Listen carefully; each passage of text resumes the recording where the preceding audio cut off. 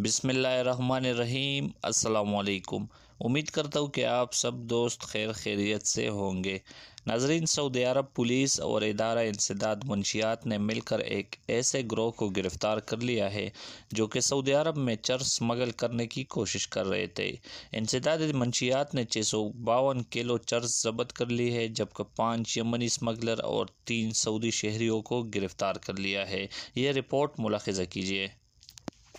في إطار المتابعة المستمرة لنشاط شبكات ترويج وتهريب المخدرات والجريمة المنظمة التي تستهدف المملكة، فقد تمكنت الجهات المختصة بالمديرية العامة لمكافحة المخدرات من كشف مخطط إحدى الخلايا المرتبطة بالميليشيات الحوثية التي تخطط لتهريب كمية كبيرة من مادة الحشيش المخدر إلى المملكة عبر بحر العرب والأراضي اليمنية.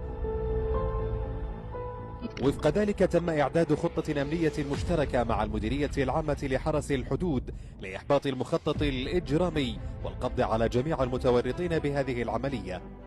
وقد أسفرت المتابعة الميدانية والتي استمرت لعدة أشهر بفضل الله عن ضبط الكمية والتي بلغت 1,652 كيلوغراما من مادة الحشيش المخدر.